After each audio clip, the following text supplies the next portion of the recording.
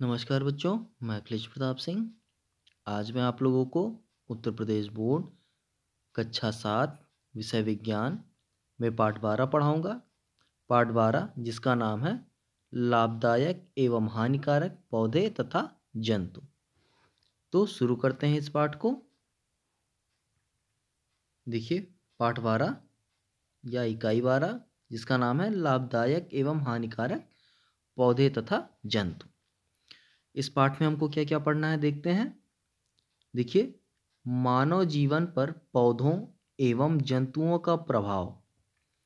मानव जीवन यानी हमारे जीवन पे पौधों और जंतुओं का क्या क्या प्रभाव है, जिसमें हमको क्या पढ़ना है कि कौन से पौधे लाभदायक हैं, कौन से जंतु लाभदायक हैं एवं कौन से पौधे या जंतु हानिकारक हैं। यानी उनका प्रभाव हमारे ऊपर, हमारे लिए या मानव जाति के लिए लाभप्रद रहा है या हानिकारक रहा है।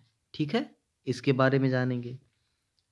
फिर लाभदायक पौधे, उसके बाद पौधों का महत्व, भोजन, रेशे, दवा, इमारती लकड़ी एवं ईंधन के रूप में।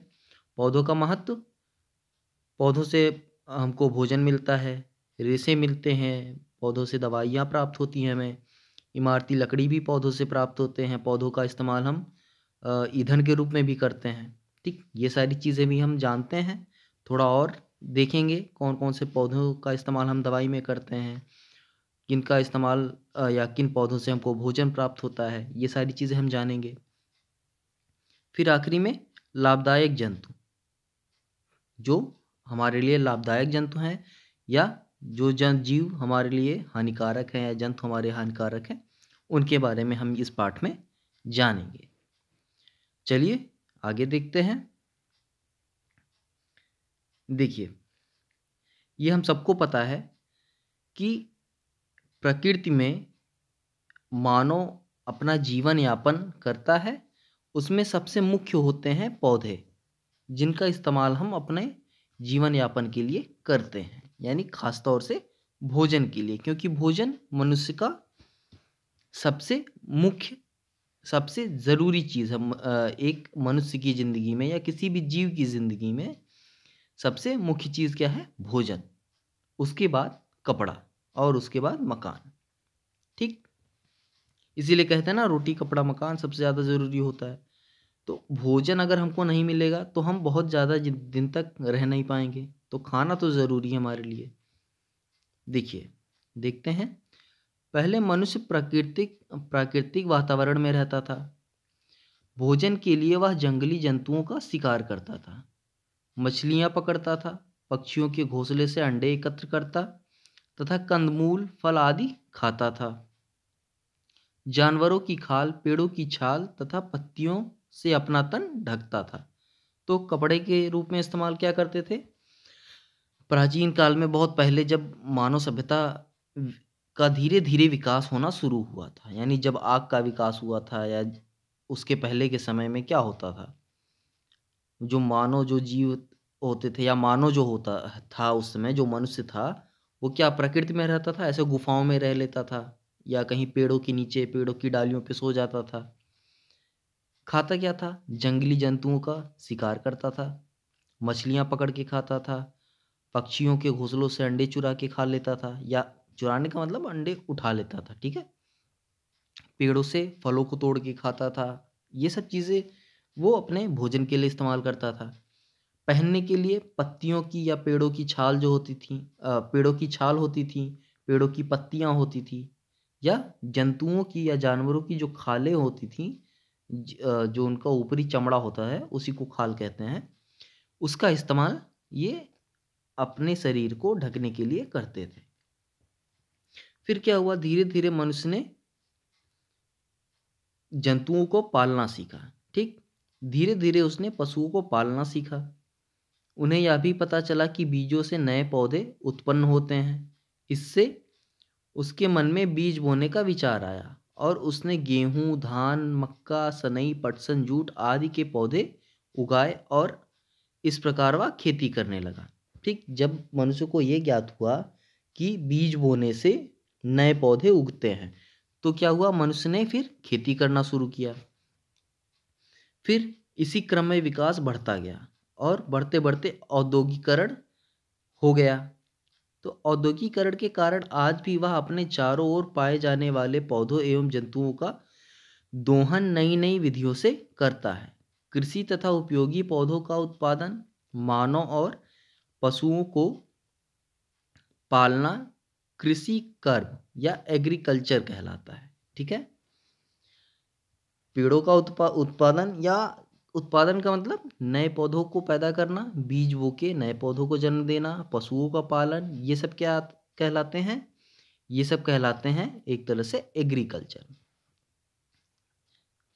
अब देखते हैं मानव जीवन पर पौधों एवं जंतुओं का प्रभाव। मानव जीवन पे इसका प्रभाव क्या है।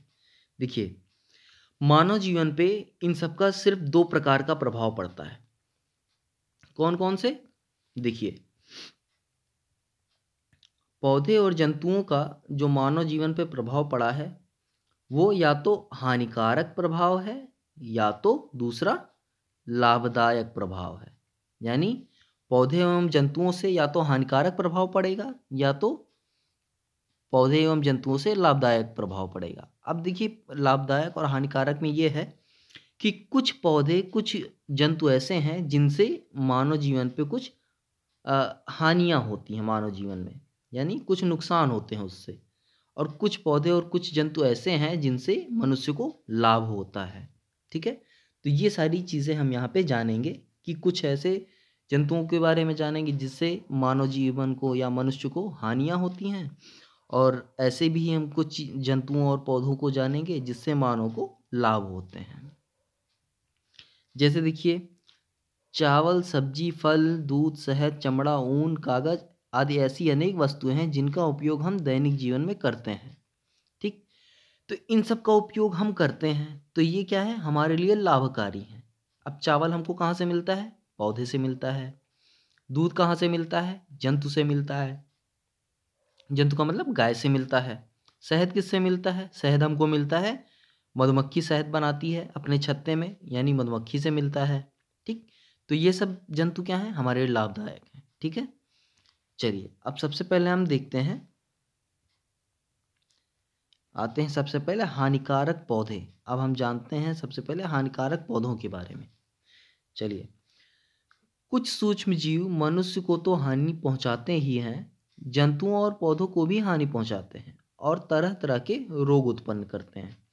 कुछ फसलों को नष्ट करते हैं तो कुछ उन वस्तुओं पर उत्पन्न होते हैं और उन्हें विकृत कर देते हैं जिनका उपयोग हम करते हैं। कुछ पौधे खुजलाहट पैदा करते हैं। आपने सुना होगा कि कुछ पौधे ऐसे होते हैं जिनको छूने पे खुजली होने लगती है। जैसे देखिए, गाजर घास को छू जाने पर त्वचा में खुजली उत्पन्न हो जाती है। केवाच एक पौधा होता है, उसका रोया अगर छू जाए तो खुजली हो जाती है।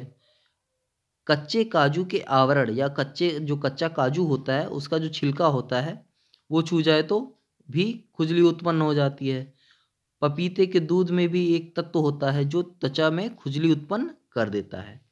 तो ये क्या है, ये हानिकारक पौधों में आता है क्योंकि इससे मनुष्य को नुकसान होता है। ठीक, इसीलिए जिस जीव जंतु से या जिस पौधे से मनुष्य को हानि हो वो हानिकारक होते हैं, या कह सकते हैं वो हानिकारक जीव जंतु कहे जाएंगे।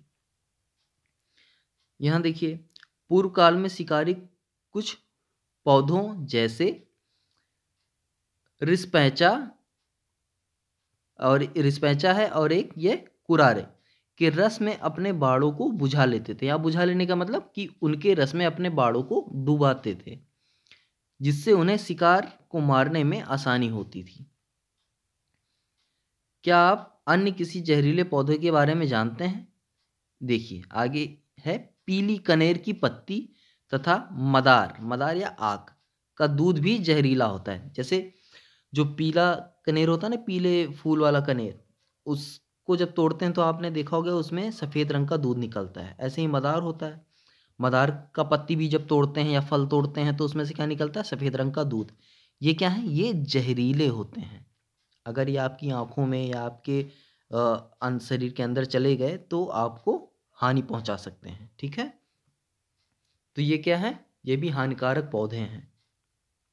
अगला देखते हैं, कुछ पौधे जैसे भांग, पोस्ता तथा कोको आदि एक प्रकार का पदार्थ पाया जाता है आदि में एक प्रकार का पदार्थ पाया जाता है जिन्हें मादक पदार्थ कहा जाता है। मादक पदार्थों में गांजा, चरस, अफीम, मार्फीन, हीरोइन एवं कोकीन नामक पदार्थ होते हैं। कुछ लोग नशे के लिए इन पदार्थों का सेवन करते हैं जो स्वास्थ्य के लिए हानिकारक होता है। कोई भी नशे वाली पदार्थ, नशे वाली चीज़ हमेशा स्वास्थ्य के लिए हानिकारक ही होगा, ठीक है? तो हमेशा नशे वाली चीज़ से दूर रहना चाहिए। इनसे हृदय रोग, कैंसर, क्षय रोग, लीवर सिरोसिस, मानसिक उत्तेजना तथा स्मरण शक्ति में कमी आदि रोग उत्पन्न होते हैं।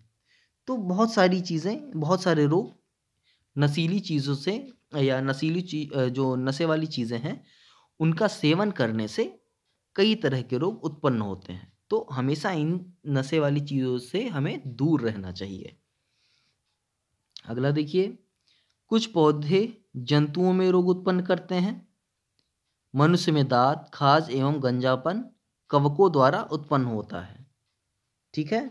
जो फंगस होते हैं, कवक होते हैं, इनके द्वारा जो आपने अक्सर सुना होगा कि लोगों को, मनुष्यों में, आदमियों में या जो मनुष्य प्रजाति है इनमें लोगों को दांत खाज हो जाता है या गंजापन की बीमारी हो जाती है। तो ये किससे होते हैं? ये कवक के द्वारा होते हैं। कवक क्या है? एक प्रकार का जंतु है, एक प्रकार का पौधा है, ठीक? एक प्रकार का पौधा है कवक जो जंतुओं में रोग उत्पन्न करता है, ठीक है? अब देखते हैं, अभी तक हमने देखा हानिकारक पौधे, अब आते हैं हानिकारक जंतु, ठीक? हानिकारक जंतु, चलिए देखते हैं हानिकारक जंतु में। पौधों की ही भांति जंतु भी हमारे लिए हानिकारक हैं। कुछ जंतु जहरीले होते हैं, जैसे सांप। ये क्या है? सांप जहरीला जंतु है। बिच्छू भी जहरीला जंतु है, ठीक? ये क्या है? हमारे लिए हानिकारक है। दूसरे को काटते हैं, ये जहरीले जंतु होते हैं जो दूसरे को काटते हैं, जैसे सांप, बिच्छू विषैले जंतु हैं। फिर भी इन जंतुओं के विष को थोड़ी मात्रा में लेकर औषधि तैयार की जाती है। देखिए, हानिकारक तो है ये जंतु। अगर सांप किसी को काट ले तो उसको बचाने में बहुत मेहनत करनी पड़ेगी। अगर समय पे दवाई उपलब्ध नहीं हुई तो उसको बचाना कठिन हो जाएगा। लेकिन इन्हीं सांप के जहर से या बिच्छू के जहर से कुछ मात्रा में इनका इस्तेमाल करके हम औषधियाँ भी तैयार करते हैं। तो कुछ हद तक ये ज़्यादातर हानिकारक होते हैं और कुछ हद तक ये हमारे लिए थोड़ा लाभकारी भी हैं, क्योंकि इनसे दवाइयाँ भी बनती हैं। बर्रे, मधुमक्खी तथा बिच्छू के डंक का अनुभव बहुत कटु होता है, यानी बहुत दर्दनाक होता है। चींटी, खटमल तथा मच्छर के काटने से खुजली एवं जलन होने लगती है। चींटी काटती है तो क्या होता है? हम खुजली होने लगती है। तो खुजली के साथ साथ वहाँ पे थोड़ा ददोरा टाइप का उभार आ जाता है स्किन पे, हमारे चमड़े, जो हमारी ऊपरी खाल है उस पे उभार आ जाता है और खुजली भी बहुत होती है, ठीक है? देखिए, चींटी जब काटती हैं तो वो चींटी काटती है, उसमें क्या होता है? फार्मिक एसिड होता है, ठीक? फार्मिक अम्ल होता है जिसके कारण खुजली का एहसास होता है। चलिए अगर आगे देखते हैं, कुछ जंतु रोगों के वाहक होते हैं। जंतु जो रोगाणुओं को एक जगह से दूसरी जगह फैलाते हैं उन्हें रोगवाहक जंतु कहते हैं। जैसे मक्खी, मच्छर आदि रोगवाहक जंतु हैं। यानी मक्खी गंदगी को एक जगह से दूसरी जगह फैलाती है, यानी वो गंदगी पे बैठती है और वहाँ से रोगों को उठा के किसी दूसरी जगह पहुँचा देती है। तो ऐसे जानवरों को, ऐसे जंतुओं को हम कहते हैं रोगवाहक जंतु या जीव, ठीक? क्या आप जानते हैं कि मलेरिया बीमारी किस जंतु द्वारा फैलती है? तो मलेरिया किससे फैलती है? मच्छर के द्वारा। मच्छर ही जो होते हैं वो एक जगह से दूसरी जगह मलेरिया के जीवाणुओं को पहुंचाते हैं, ठीक है? जू, खटमल तथा पिस्सू भी रोगवाहक जंतु हैं। हैजा, अमातीसार जिसको पेचिस भी कहते हैं, अतिसार जिसको डायरिया कहते हैं, टाइफाइड, तपेदिक जैसी बीमारियां घरेलू मक्खी द्वारा फैलाई जाती है। डेंगू, चिकनगुनिया, मलेरिया तथा फाइलेरिया जिसका फीलपाँव कहते हैं, मच्छरों की अलग प्रजातियों के काटने से होता है। ठीक, तो यहाँ रोगवाहक जंतु में मक्खी, मच्छर ये सब क्या है, पिस्सू, खटमल ये सब क्या है। खटमल तो देखिए काटता है तो खुजलाता बहुत है, बाकी घरेलू मक्खी हो गई, पिस्सू हो गया, मच्छर हो गया, ये क्या है, रोगवाहक जंतु हैं। अब देखते हैं, संक्रमित कुत्ते अथवा कुछ अन्य जानवरों के काटने से रेबीज नामक खतरनाक बीमारी हो जाती है। मनुष्य भोजन के लिए खेती द्वारा अनाज, फल, सब्जी आदि पैदा करता है, लेकिन कोई फसल ऐसी नहीं होती जिससे अनेक प्रकार के जंतु अपना भोजन न प्राप्त करते हों। अर्थात कुछ जंतु फसल तथा पौधों को नष्ट कर हानि पहुंचाते हैं, जैसे कुछ कीड़े और उनके डिंबक, डिंबक यानी लार्वा, पौधों पर ही पलते हैं। कुछ जंतु पेड़ पौधों की जड़, तना, पत्ती, पुष्प, बीज आदि सभी पर आक्रमण करते हैं, जिससे फसल प्रभावित होती है। तो आपने ये सुना भी होगा कि बहुत सारे कीड़े मकोड़े होते हैं, बहुत सारे जीव होते हैं जो फसलों को नष्ट करते हैं। ठीक है, ये तो आप जानते ही होंगे, ये सुने भी होंगे, देखे भी होंगे। तो जो हमारी फसलों को नुकसान पहुंचाते हैं वो क्या है, वो पौधे हैं हमारे लिए हानिकारक, या वो जंतु हमारे लिए हानिकारक हैं जो हम फसलों को नुकसान पहुंचाते हैं। ठीक है, और उत्पादन कम हो जाता है। आप अनुमान लगा सकते हैं कि ये जंतु प्रतिवर्ष लगभग 1/3 फसल चट कर जाते हैं। आप सोचिए, लगभग 1/3 फसल सिर्फ जंतुओं के कारण नष्ट हो जाती है। आगे देखते हैं, टिड्डी पौधों की पत्तियों तथा कोपल तनों को खाती है। टिड्डी दलों की सूचना मात्र से किसान के छक्के छूट जाते हैं। इनके एक एक दल में करोड़ों टिड्डियां होती हैं। आपने अक्सर सुना होगा या देखा भी होगा, हो सकता है, कि जब टिड्डी कहीं खेतों में जाते हैं तो इनका एक ग्रुप होता है, एक दल होता है जिसमें करोड़ों टिड्डियां होती हैं। ठीक, करोड़ों मतलब कई करोड़ भी हो सकते हैं। तो ये जिस खेत में भी चले जाएंगे, जहाँ भी बैठ जाएंगे, जिस फसल पे भी, तो एक करोड़ों होते हैं, तो ये पूरी फसल को ही लगभग खा जाते हैं और इनको बहुत कम समय लगता है उस पूरी फसल को खाने में। तो आपका तो पूरा फसल ही खराब हो जाएगा अगर ये आपके खेत पे हमला कर दें, तो आके बैठ जाएं तो। ठीक, तो ये जो टिड्डियां होती हैं ये हमारे फसलों के लिए या मनुष्य के लिए एक तरह से हानिकारक जंतु होते हैं, क्योंकि हमारी फसलों को नुकसान पहुंचाते हैं। जब ये एक बार खेतों में आ जाती है, पूरी की पूरी फसल को चट कर जाती है, यानी एक ही बार में जहाँ बैठ जाएगी, उस समझ लीजिए इनका ग्रुप, जो इनका दल है, वो पूरी फसल को ही सफा चट कर देगा खा के। टिड्डियों को उड़ते समय हेलीकॉप्टर द्वारा रसायनों के छिड़काव से नष्ट किया जा सकता है। यानी टिड्डियाँ जब उड़ती हैं तो उनके ऊपर हेलीकॉप्टर से हम रसायन का छिड़काव करके इनको नष्ट कर सकते हैं। चूहे खेतों में बिल बनाकर रहते हैं।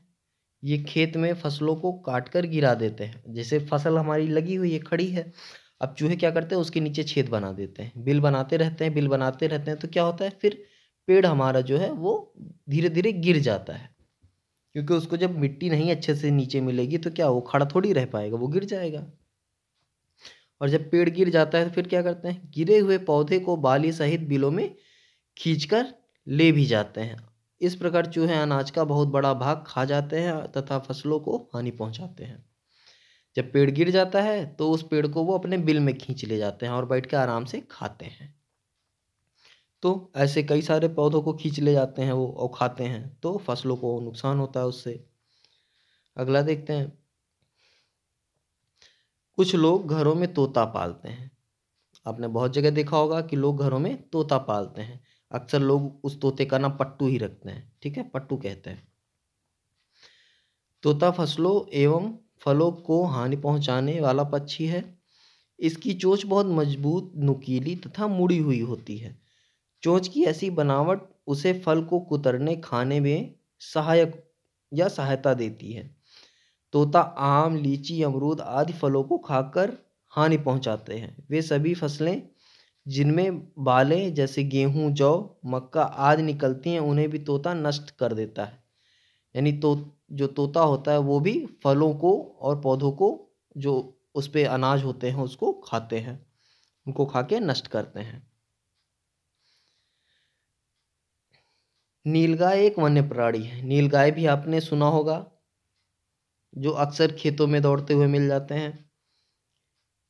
इनको पाड़ा एवं घोड़रोज या वनरोज के नाम से भी जानते हैं। इनका आकार घोड़े के समान होता है। ये हल्के नीले रंग के होते हैं। नीलगाय प्रायः झुंड बनाकर रहते हैं। छोटे पौधे, पेड़ों की पत्तियां इनका प्रिय भोजन है। इनके प्रकोप के कारण अरहर, चना, मटर एवं अन्य दलहनीय फसलों की खेती अधिक प्रभावित होती है। थोड़ी ही समय में नीलगाय खड़ी फसलों को नष्ट कर देती हैं। अब नीलगाय जो है वो भी हमारे लिए क्या हो गई, नुकसानदायक या हानिकारक जंतु हो गया।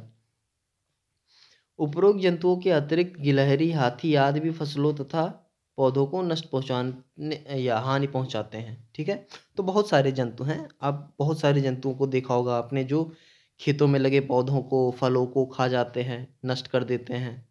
ठीक है, तो जिससे क्या होता है, मनुष्य के ने जो खेत लगाए हैं उससे उसकी फसलें नुकसान हो जाती हैं, इसलिए इनको हानिकारक जंतु कहते हैं।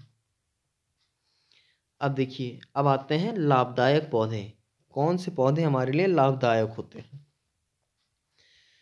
देखिए, अब सबसे पहले आते हैं लाभदायक पौधों में भोजन प्रदान करने वाले पौधे। यानी जो पौधे हमें भोजन प्रदान करते हैं वो पौधे क्या हैं, वो लाभदायक हैं।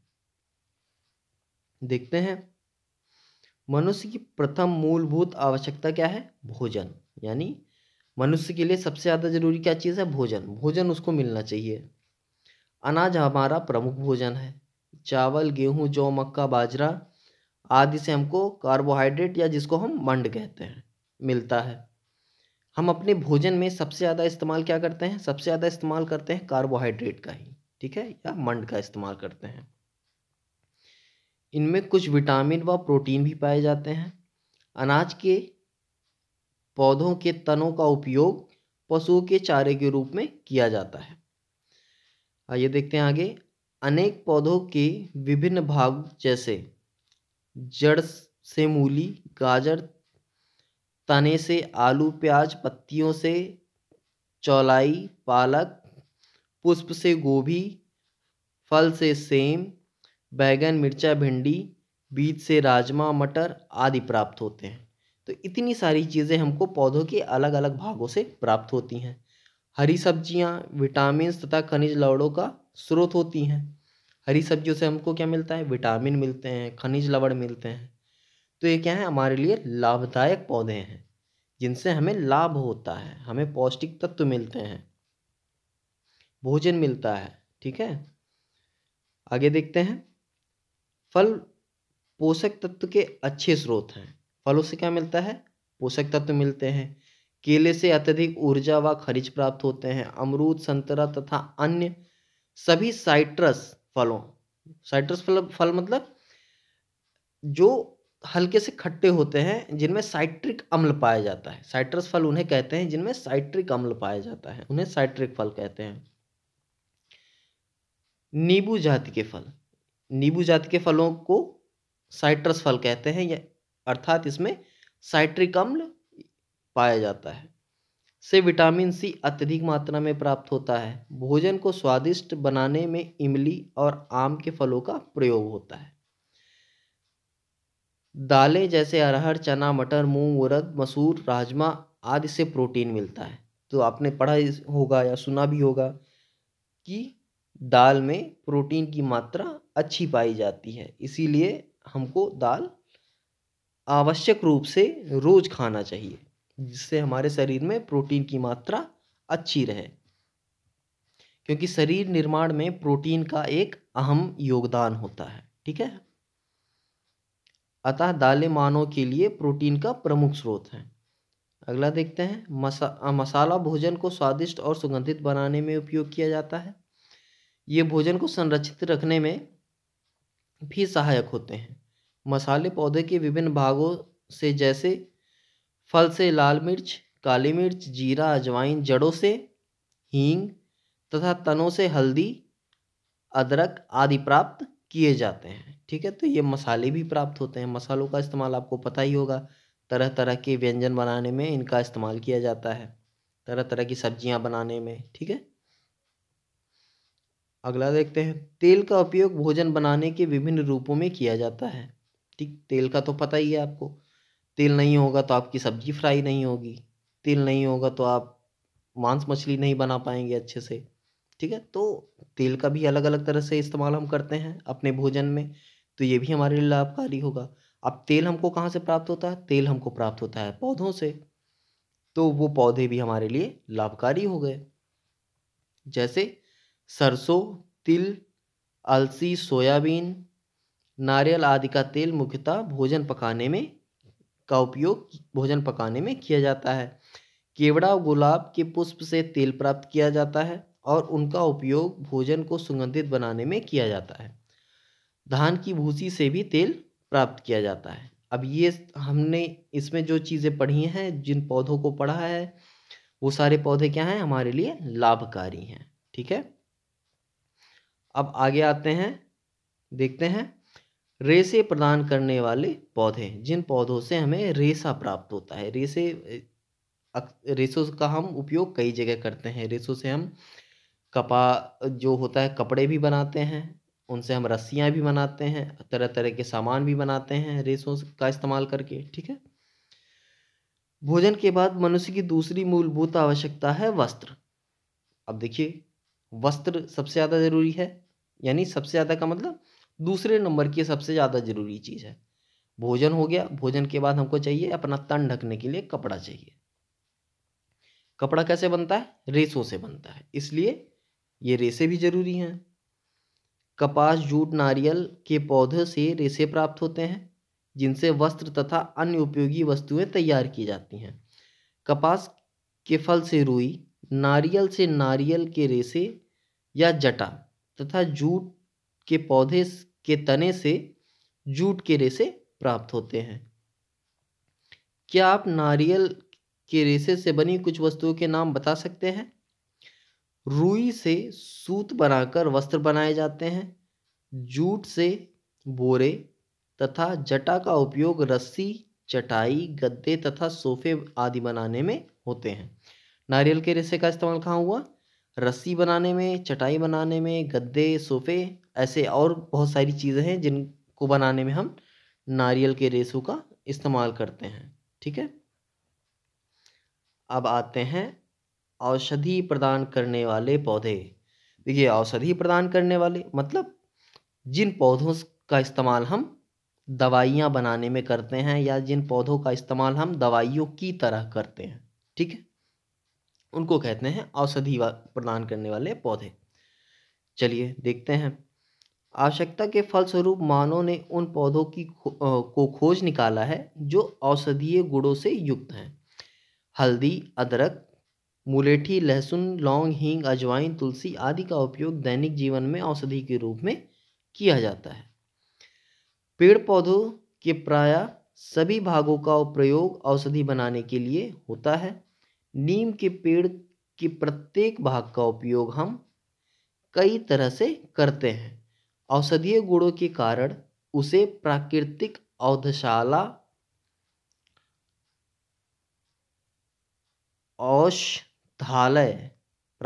औषधालय कहा जाता है। अब देखिए, यहाँ नीचे एक तालिका दी है। इस तालिका में पौधों के नाम और उनके गुण दिए गए हैं जिनका हम उपयोग करते हैं औषधि की तरह। देखिए, पहला तुलसी।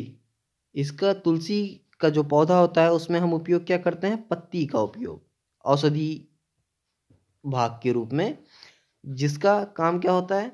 गले की खराश, त्वचा रोग, इसका उपयोग हम गले की खराश और त्वचा रोग को सही करने के लिए करते हैं।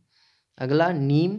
नीम में पत्ती का उपयोग जब करेंगे तब ये क्या करता है, एंटीसेप्टिक होता है त्वचा रोग के लिए, प्रतिरोधी त्वचा रोग के लिए। अगला देखिए सर्पगंधा। इसका जड़ इस्तेमाल करते हैं अनिद्रा रक्तचाप को कम करने के लिए। इस ईसबगोल, इसका क्या इस्तेमाल करते हैं, बीज की भूसी, इसकी बीज की जो भूसी होती है उसका इस्तेमाल करते हैं किस लिए, कब्ज ठीक करने के लिए। जिसको कब्ज की बीमारी हो वो क्या करे, ईसबगोल की जो बीज की भूसी होती है उसका इस्तेमाल करे, उससे कब्ज ठीक हो जाएगा।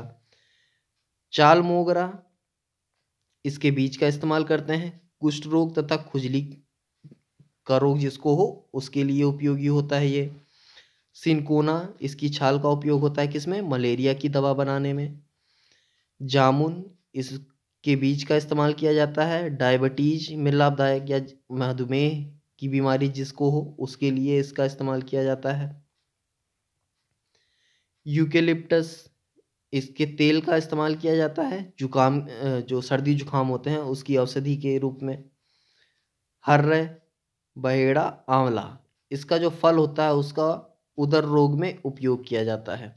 मुलेठी, इसकी जड़ होती है, गले की खराबी, खांसी, ज्वर में इसका उपयोग किया जाता है। ठीक है, तो ये कुछ पौधे हैं जिनका इस्तेमाल हम औषधि के रूप में करते हैं।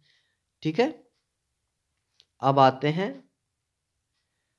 इमारती लकड़ी तथा ईंधन प्रदान करने वाले पौधे। अब ऐसे पौधे जिनका इस्तेमाल हम इमारतों को बनाने या फर्नीचर को बनाने में करते हैं, और साथ साथ ऐसे पौधे भी हैं, ऐसे पेड़ भी हैं जिनका इस्तेमाल हम ईंधन के रूप में करते हैं, यानी चूल्हे में जलाते हैं, उससे हम फिर खाना बनाते हैं। ठीक है, बहुत सी चीज़ों में ईंधन के तौर पे हम इनका इस्तेमाल करते हैं। देखिए, सभी वृक्ष से लकड़ी प्राप्त होती है जिसका प्रयोग सूखने पर, यानी जब वृक्ष की लकड़ी सूख जाती है तो इस पर ईंधन के रूप में हो सकता है। कुछ विशेष वृक्ष जैसे साखू, शीशम, सागवान की लकड़ी का प्रयोग अलमारी, कुर्सी, मेज, पलंग, दरवाजे आदि बनाने में किया जाता है। भारत के कई प्रदेश में केवल लकड़ी और बांस के ही घर बनाए जाते हैं। कागज बनाने में लकड़ी का प्रयोग कच्चे माल के रूप में किया जाता है। पॉपुलर वृक्ष की लकड़ी दिया, सलाई तथा कागज बनाने के काम आती है। तो लकड़ी से कागज भी बनता है। पॉपुलर वृक्ष जो है उससे हम माचिस की तीली बनाते हैं और कागज बनाने का काम भी करते हैं। ठीक है, अब देखिए यहाँ पे चित्र दिया है, पहले इसको देखिए। पौधों की उपयोगिता, कहाँ कहाँ उपयोगी होते हैं, देखिए। पौधे से चीनी मिलता है हमको, यानी गन्ने का इस्तेमाल करके। पौधे से काफ़ी बनता है जो कोको का इस्तेमाल करके। इमारती लकड़ी भी बनती है, यानी साखू, शीशम आदि पौधों पेड़ का इस्तेमाल करके हम इमारती लकड़ी भी प्राप्त कर सकते हैं। इससे रबड़ भी बनता है, कपास से रुई भी मिलता है, तंबाकू का पेड़ भी होता है, पान, सुपारी, घी भी इसी से मिलता है पौधों से। पौधों से हम दवाइयों का भी निर्माण भी कर सकते हैं। फल सब्जियां भी हमको मिलती हैं, दालें भी इसी से प्राप्त होते हैं, अनाज भी इसी से प्राप्त होते हैं। तो पौधों का इस्तेमाल हम बहुत जगह करते हैं। ठीक है,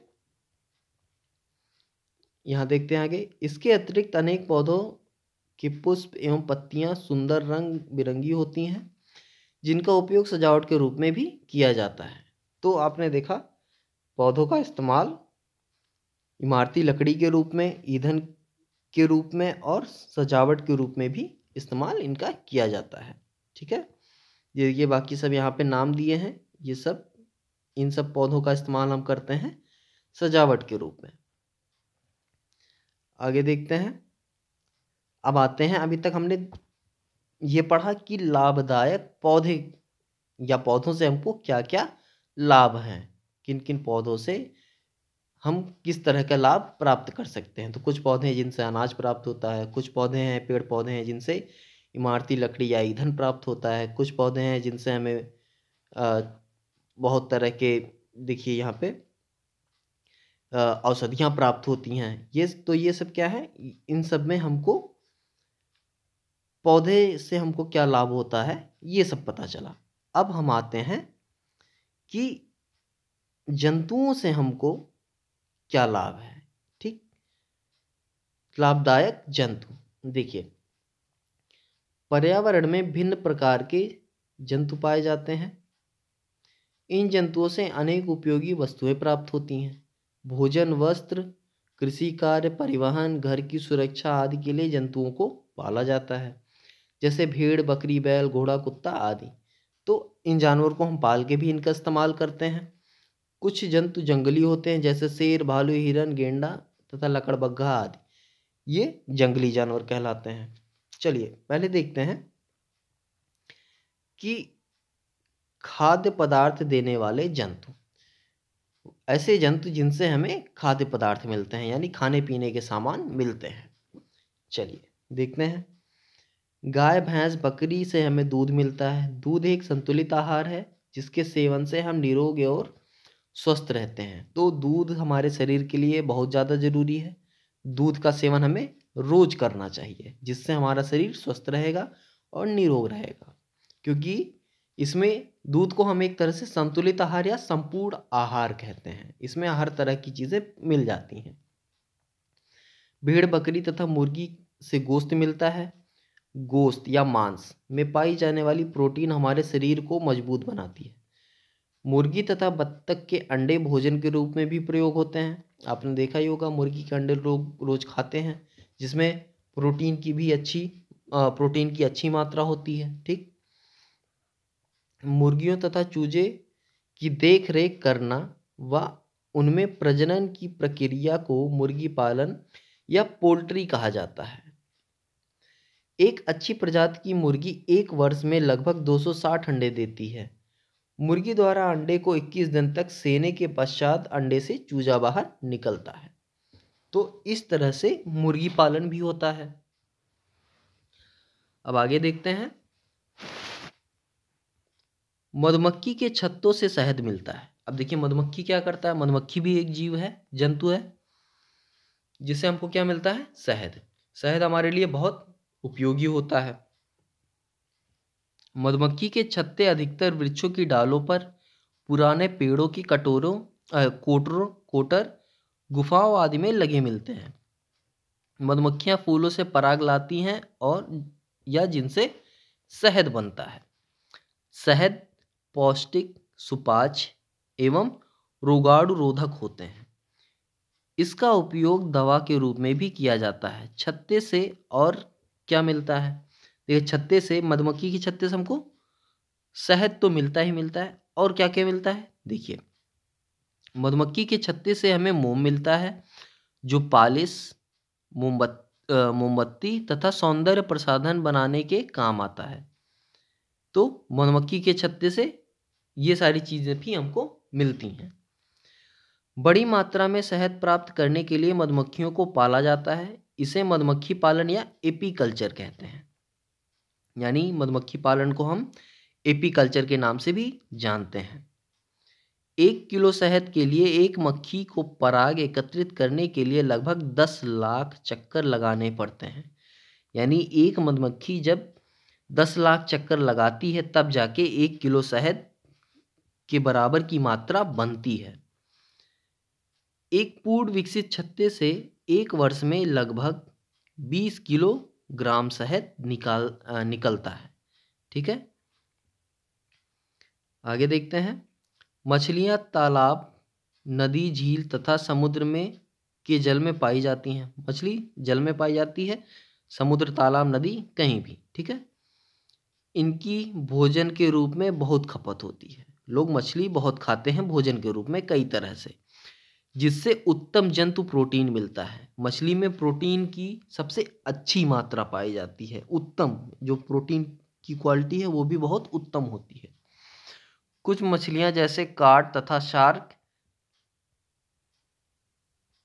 के यकृत से तेल निकाला जाता है। यकृत मतलब लीवर, जिसका प्रयोग दवाइयां बनाने में किया जाता है। यानी मछली का जो तेल होता है या उनके लीवर से जो तेल निकलता है उससे दवा का निर्माण भी होता है। मछलियाँ केवल पकाकर ही नहीं खाई जाती, बल्कि उन्हें सुखाकर, अचार बनाकर विभिन्न प्रकार से उपयोग में लाया जाता है। मछली का बड़े स्तर पर उत्पादन, उनका पालन पोषण और व्यवस्था मत्स्य पालन कहलाता है। रोहू, कतला, नैन, भाकुर, मांगुर, सौर आदि तालाब में पाई जाने वाली आम मछलियां हैं। ठीक है, इनका पालन लोग करते हैं खाने के लिए। अब आते हैं उत्पाद देने वाले जंतु। जो जंतु हमको कोई चीज देते हैं, उत्पाद बनाने के लिए कोई चीज देते हैं। ठीक, देखिए, रेशम के कीड़ों से रेशम प्राप्त होता है, जिससे चिकने व चमकीले सुंदर वस्त्र बनाए जाते हैं। अब रेशम कैसे प्राप्त किया जाता है ये देखते हैं। ये आप पढ़ भी चुके होंगे, लेकिन एक बार फिर से दोहराया जा रहा है यहाँ पे। देखिए, रेशम के कीट में एक विशेष प्रकार की ग्रंथि होती है, जिसे रेशम ग्रंथि कहते हैं। इस ग्रंथि से अत्यंत महीन लसदार पदार्थ निकलता है, जिसको रेशम कीट का लार्वा अपने शरीर के चारों ओर लपेटकर गेंद जैसी संरचना बना लेता है। ये ऐसी एक संरचना, ये कीट होता है। ठीक, ये लार्वा इसी को बोलते हैं। और ये उस लसदार चीज का इस्तेमाल करके एक ऐसे गेंद जैसी संरचना बना लेता है अपने ऊपर।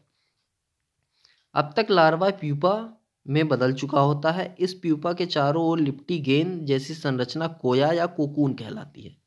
इस संरचना को, ये जो संरचना होती है, इसको कोया या कोकून कहते हैं।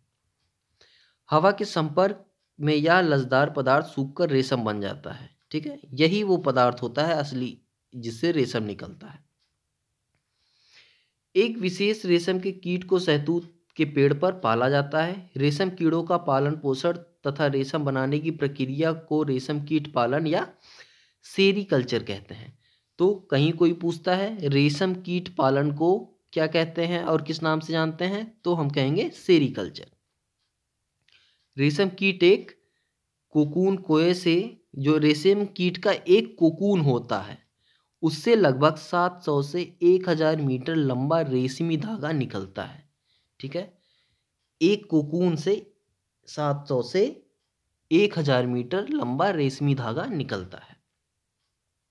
ये तो रेशम कीट था। अब आगे देखते हैं लाख कीट। लाख कीट से लाख प्राप्त होता है। लाख से पालिश, वर्निश, चपड़ा, सील मोहर लगाने की लाख। चपड़ा किसको बोलते हैं? सील मोहर। आपने देखा होगा ना पिक्चरों में कि दुकान सील कर दी है या घर सील कर दिए, तो वो उस पे सील मोहर लगाते हैं, वो बनाया जाता है। चूड़ियाँ, ग्रामोफोन रिकॉर्ड, ग्रामोफोन होता है उस पे जो कैसेट रखी जाती है ना, वो रिकॉर्ड जो बजता है उसको बनाने के काम में भी लाख आता है। बिजली का सामान, बटन, खिलौने आदि वस्तुएं बनाई जाती हैं। लाख कीट अपने शरीर की रक्षा हेतु शरीर के चारों ओर मोटी पपड़ी के रूप में लाख का खोल बना लेते हैं, जिसे खरोच कर पानी के साथ गलाकर शुद्ध लाख तैयार की जाती है। ठीक है, कीट, ये जो लाख की कीट होता है अपने ऊपर ही एक मोटी पपड़ी तैयार कर लेते हैं और उसी पपड़ी को छुड़ा के हम कीट को अलग कर देते हैं, पपड़ी को छुड़ा लेते हैं, वही उसी को फिर पानी के साथ मिलाकर हम लाख तैयार करते हैं। ठीक है, लाख कीट के शरीर को सुखाकर एक प्रकार का लाल रंग प्राप्त किया जाता है, जिसे महिलाएं माहवार लगाने के काम लाती हैं। हाथी एक वन्य जंतु है। हाथी को कुछ लोग पालतू बनाकर वनों में बोझा ढोने का कार्य करते हैं।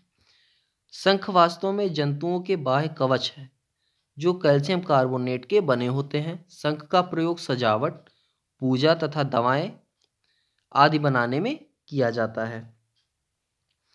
कस्तूरी मृग वन्य जंतु है। मृग मतलब हिरन। ठीक है, कस्तूरी हिरन जो होता है वो एक जंगली जीव है। कस्तूरी मृग से कस्तूरी नामक पदार्थ प्राप्त किया जाता है, जिसका उपयोग औषधि निर्माण में करते हैं। एक मुख्य चीज जान लीजिए, वन्य जंतुओं को पालना, शिकार करना एवं किसी भी प्रकार से उन्हें नुकसान पहुंचाना वर्जित एवं दंडनीय अपराध है। वन्य जंतु मतलब जो जंतु जंगलों में रहते हैं, ठीक है, उनको पाला नहीं जा सकता हमारे देश में। ये हमारे देश का कानून है, ठीक है, किसी और देश की बात नहीं हो रही यहाँ पे। ये हमारे देश का कानून है कि वन्य जंतुओं को हम पाल नहीं सकते। पालतू जानवरों में कुछ जानवर हैं, जैसे कुत्ता हो गया, बिल्ली हो गया, इन सबको आप पाल सकते हैं, लेकिन शेर को, हिरन को, इन सबको आप पाल नहीं सकते, ठीक है। तो ये सब वन्य जंतु हैं। देखिए आगे देखते हैं, सहायक जंतु। अनेक जंतुओं जैसे बैल, घोड़ा, गधा, खच्चर, हाथी, ऊंट का उपयोग सामान ढुलाई, कृषि कार्य तथा सवारी करने में किया जाता है। तो ये सभी क्या हैं, हमारे लिए लाभकारी जंतु हैं। कुत्ता एक पालतू जंतु है, परंतु इसका उपयोग घरेलू सुरक्षा, देश की सुरक्षा, यहाँ तक कि बर्फीले क्षेत्रों में स्लेज गाड़ियाँ खींचने में भी किया जाता है। जो बर्फीले क्षेत्र हैं, जो उत्तरी ध्रुव के क्षेत्र हैं आदि, जहाँ बर्फ बहुत पड़ती है, ठीक है, वहाँ पे स्लेज नाम की एक गाड़ी होती है, उसमें पहिया नहीं होता, ठीक है, उसको खींचने के लिए हम लोग वहाँ पे ये जो कुत्ते होते हैं उनका इस्तेमाल करते हैं, ठीक है। चलिए अब देखिए इस पाठ में हमने क्या क्या सीखा, ये देखते हैं। देखिए, शाकाहारी मनुष्य के लिए दालें प्रोटीन की प्रमुख स्रोत होती हैं। जो शाकाहारी लोग होते हैं उनके लिए जो दाल होती है, दालें हैं, वो प्रोटीन की बहुत अच्छी सोर्स हैं या स्रोत हैं, ठीक है। मांसाहारी के लिए तो मांस ही है, अंडे हैं, ये सब क्या हैं, प्रोटीन के अच्छे स्रोत हैं। साइट्रस फलों में विटामिन सी की प्रचुर मात्रा पाई जाती है, ठीक है, जैसे संतरा हो गया, नींबू हो गया, इन सब में क्या है, विटामिन सी अधिक मात्रा में पाई जाती है या अच्छी मात्रा में पाई जाती है। इन्हीं फलों को हम कहते हैं क्या, साइट्रस फल, या इनमें पाए कौन सा अम्ल पाया जाता है, साइट्रिक अम्ल, ठीक है। फसलें भोजन को स्वादिष्ट एवं सुगंधित बनाती हैं, सॉरी मसाले, ठीक है, हम फसलें बोल दिया मैंने। मसाले भोजन को स्वादिष्ट एवं सुगंधित बनाती हैं। तो मसाले तो आप जानते ही होंगे, हमेशा सब्जी में पड़ता है, मसालों का इस्तेमाल करके ही सब्जियां पकाई जाती हैं, वो कितनी सुगंधित होती हैं, उनका स्वाद कितना अच्छा हो जाता है, ठीक है।